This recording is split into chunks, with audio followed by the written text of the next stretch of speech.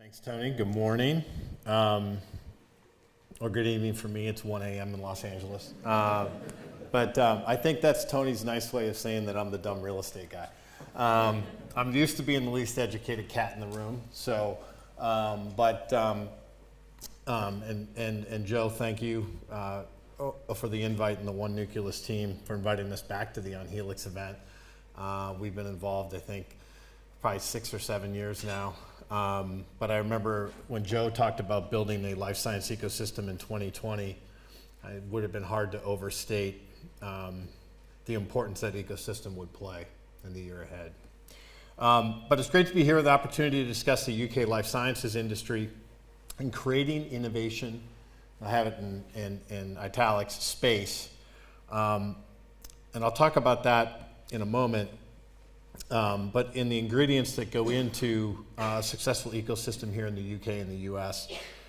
But I want to talk about the word space in the most liberal and far-reaching sense, because I want to talk about not only the physical space, but the juxtaposition of the industry as well. I've been fortunate enough to be involved in this industry for 25 years, and more importantly in the UK for the last 10, and witness to what has been a meaningful decade of growth here in the UK. The power of collaboration and innovation stemming from the industry has such a positive impact on society, and as you all know, has been an important component of expanding the UK economy. It serves as a model for hope for a world, I think, that has seen way too much conflict and destruction in the last year, especially for those of you who live here in continental Europe. We're humbled by the small role that we've played supporting the growth and development of the UK life sciences sector by focusing our efforts on providing state-of-the-art, sustainable buildings, labs, and infrastructure here in the UK. In short, we focus on the real estate and the infrastructure so that the researchers can focus on the science. That's our role. We focus on the real estate. That has included committing long-term capital here at Baberham by partnering with Joe Paffrey. I didn't see Derek earlier. Derek Jones and his team to help expand the footprint and influence of this special campus. Some of the BioMed Realty team that have created our portfolio are also with us here today. I want to introduce them, so hopefully you can connect with them over today, because I believe this is day 4 in the in-person part of the event. But let me start with from the BioMed Realty team, Colleen O'Connor, if you raise your hand. She's a member of our leadership team and our senior vice president of the US, East Coast, and UK markets. Colleen has been with us since we've really started and grown and expanded here over the last 10 years. OT, Orestes, our vice president of development. Will Clark, our new director of leasing here in the UK. There's Will. He decided not to join the team, so rebel. And Carl Williams, our Associate Director of Property and Asset Management. And the reason I want to point them out is because it's really important that you guys know that we have people that come to work on this asset class every day, and that's all they do. I do want to also have a big thank you to our integrations and communications team, Maria Huntalis, our Vice President of Corporate Communications, who is in the San Diego office, but arranged, organized, and prepared our participation with Tony and his One Nucleus team. So, let me come back to the concept of space. If we're going to talk about creating innovation space and the key ingredients we see that go into a successful ecosystem, I think it's first important to establish the space that the UK and the US occupy within the industry, the space currently occupied by the science as it addresses healthcare needs, and the space these innovation clusters occupy in the minds of the industry's decision makers. And finally, the location, utility, and integration of the physical space into the community it serves. Let's first look at the space in the UK and the US occupy within the industry. As you all know, the UK and the US have obviously had a special bond, and they share it very much so in the life science industry. The two countries have been allies in conflicts and have worked together in a variety of issues of trade, defense, and foreign policy. But they are the important, I just realized we have a different version. This is going to be fun. But the two countries have been allies like I said, in defense and foreign policy and trade. But today, we're important partners on the global stage, and we're the leaders and pioneers of innovation. Both countries have world-class research institutions, cutting-edge biotechnology companies, experienced researchers, and supportive regulatory environments that make them attractive destinations for life science talent and investment. The UK and US relationships as global leaders of innovation can be measured in many ways. But I think it bears itself best when we look at the international venture capital that Joe mentioned, that we see today. On the slides behind me, our two countries lead the free world in attracting capital and funding innovation and represent over 70% of the VC funds raised this year. Most germane to our discussion today, the UK has maintained its position as the leading contributor within Europe despite a decline in the global VC investment in biotech that we've seen recently. The UK accounts for 40% of the capital and more than half of the deals conducted on the continent. The UK's reputation for high quality scientific advancement continues to attract investors around the globe and has led to the creation of 16 new venture funds that have raised $3.7 billion of capital with which to deploy.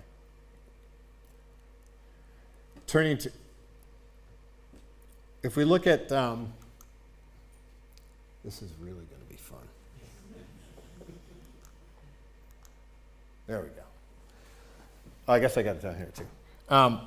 If we turn to the current space occupied by the scientific community globally, we also see that the UK and the US lead the world's research efforts as the life science industry continues to evolve. We're in the early innings when it comes to science. Long-term patient care and new therapies are still in the early stages.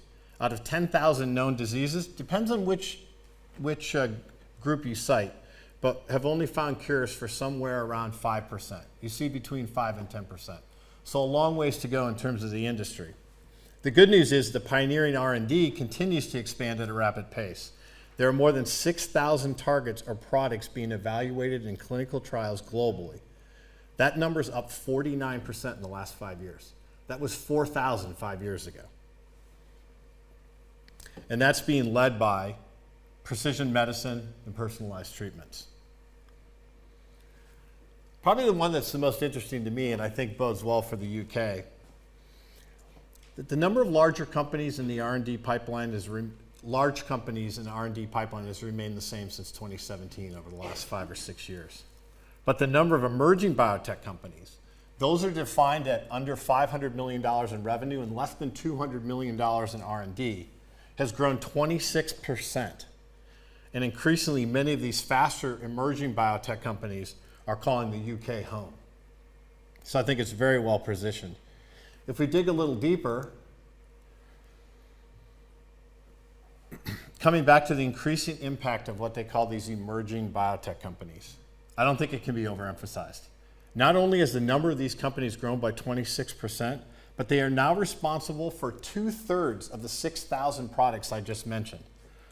And growing, and the area continues to grow. And if you look at it, you might not be able to read it, but that's the light blue area on the graph. So 4,000 of the 6,000 targets are with the smaller, more emerging biotech companies. So if you think about the space in which science occupies, it's occupied by the smaller companies. They've had some funding crises, as Joe mentioned, but and as we've seen with COVID-19, connecting dots across global innovation hubs has never been more important. While COVID-19 introduced many global challenges, it also introduced scientific and regulatory collaborations and innovations in our space. It highlighted that we're in a bit of a global arms race. And it will be vital for the free world to continue to come together to address the next global challenge. We must keep the UK, the US, and Western Europe at the forefront of this effort as the world trusts the science that comes from our respective institutions and private sector. The one thing to note is the number of new components and products that are being researched in China. It has come up tremendously. But as you've seen, we all know there's a thing in the world called vaccine tourism. The world trusts the UK and the US. we have definitely dominated this space.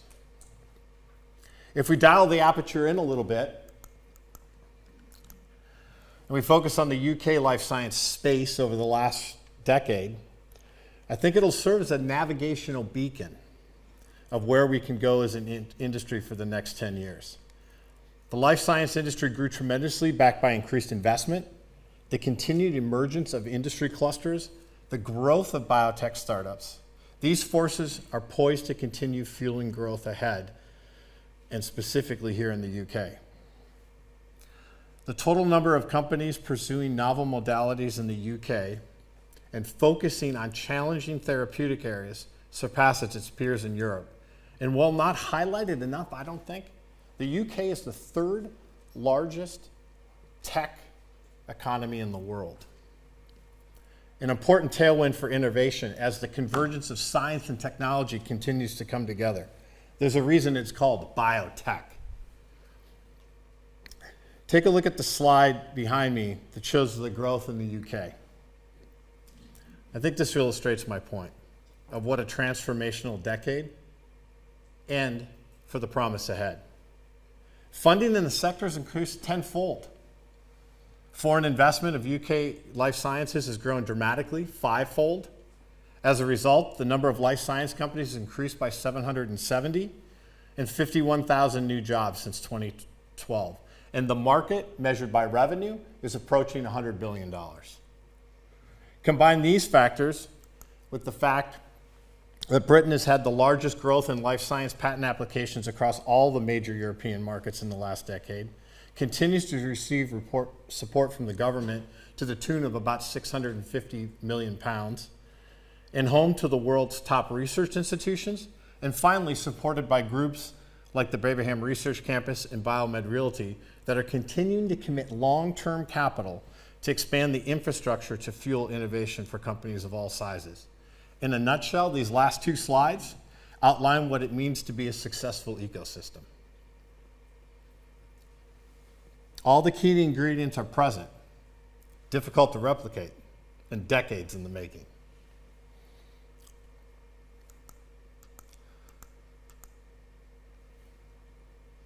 I think I must have made Maria mad when she sent the deck. So finally, let me drill into the literal physical space. BioMed Realty has tried to do its bit to support the industry by providing state-of-the-art, sustainable labs to help growing companies and organizations accelerate mission-critical research in the top innovation markets in the world. We know that the work done in the field transforms lives and communities, and we're grateful to be a long-term partner.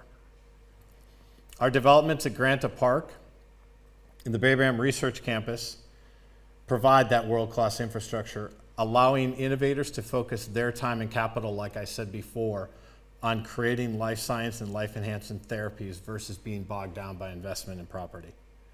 Today, we've seen the increasing need for those same innovators to have access to ready space and what we call maximum speed to occupancy. In response, we're building speculative labs to facilitate quicker possession, thus allowing companies and research to fast-track this research. BioMed Realty's impact also includes support for Accelerate here at Babraham, the bioincubator program which nurtures early-stage companies and ventures.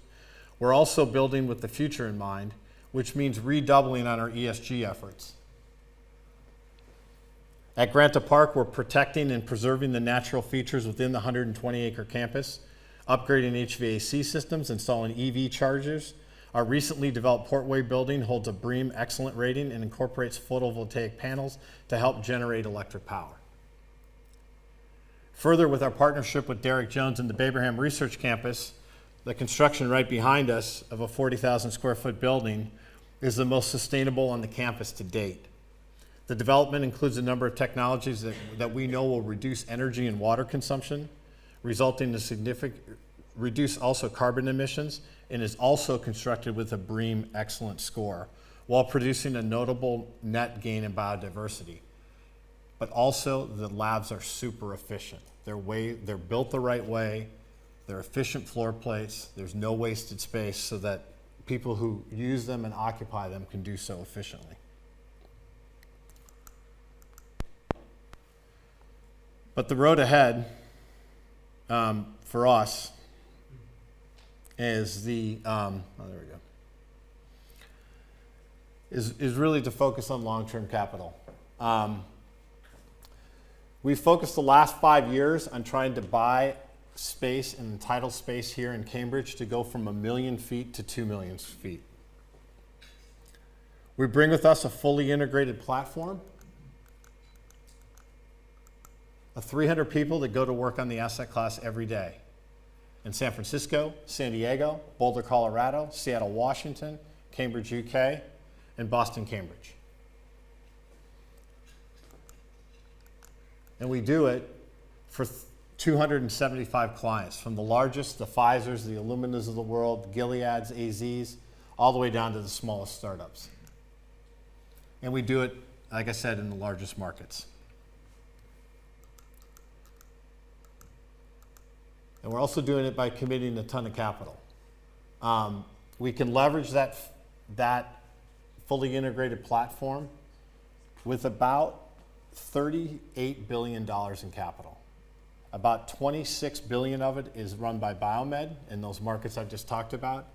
And then we're really lucky to be part of the larger Blackstone ecosystem in terms of having almost $9 billion invested in companies. So it gives us a very unique position to be in terms of responding to tenants' needs. But let me finish on this note on creating innovation space in all senses of the word. I took you from the metaphoric life science space in the industry, on where the industry currently sits, the size, and where the science is at, and then down to the literal physical real estate and the ingredients it needs to create an environment here in the UK. I'd like to end actually going in the opposite direction and start with using the literal physical real estate to have an impact on the larger community in the metaphoric space in the industry in a sustainable and responsible way. I want to play a video that we used for our project in Cambridge, our 585 project, that is advancing science while having a meaningful impact on the larger community, similar to what we're doing here in the UK with the apiary and Accelerate at Baberham. And pay particular attention to the last sentence from the architect. If you guys can play the video. I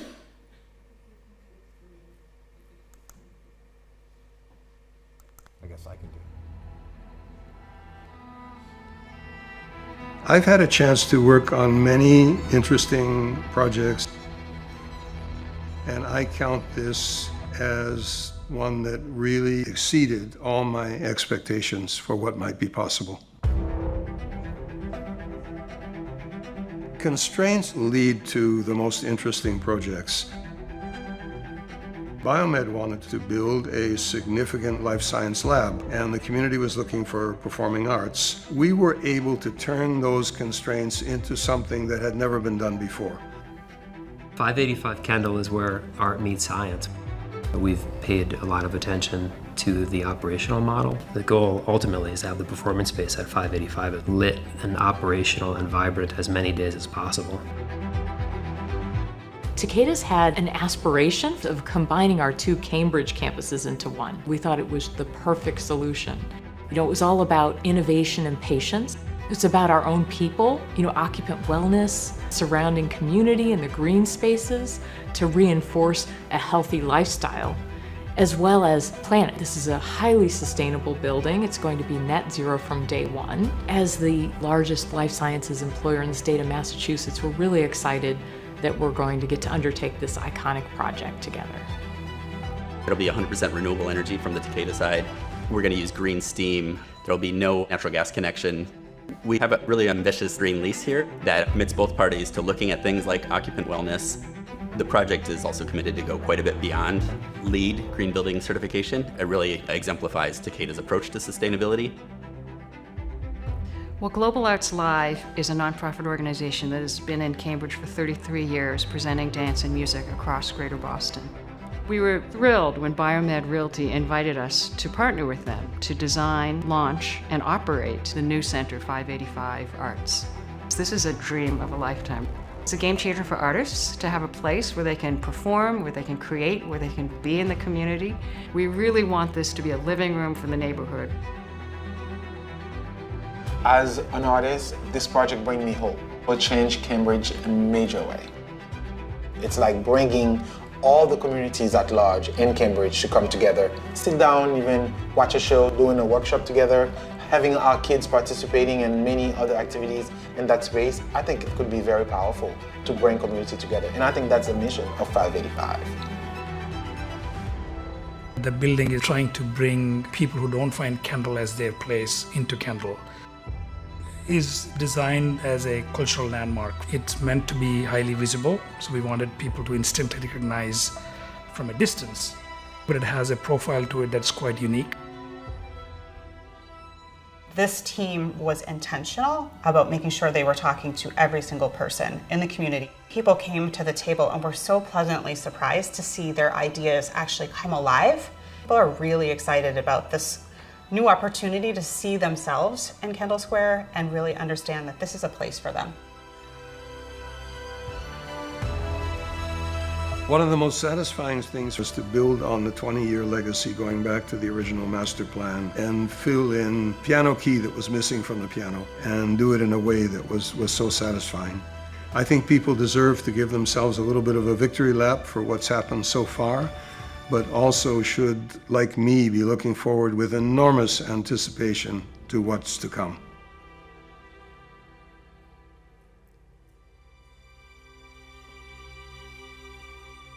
I think what's exciting for us when we talk about space is the next step of the ecosystem is to bring the community into the science and bring them into the projects. The same creativity that happens in art is happening in science. And to have those in the same building is going to be really unique. And I think having that same, Jonas Salk, the Salk Institute in San Diego, saw that same thing with art and science and that same creative process. So to have those in the same building and find a way to bring the communities into our scientific campuses, I think that's a next important step. But thanks for the time today. We love participating in the On Helix event. Thanks for the invite and the sincere gratitude to the local community, the government officials, our partners, and colleagues who have contributed to such a special place in the ecosystem here in the UK. Like I said, they're rare to find and they're decades in the making. And as the final line said, you know, we wait with tremendous anticipation of what's to come. Thanks.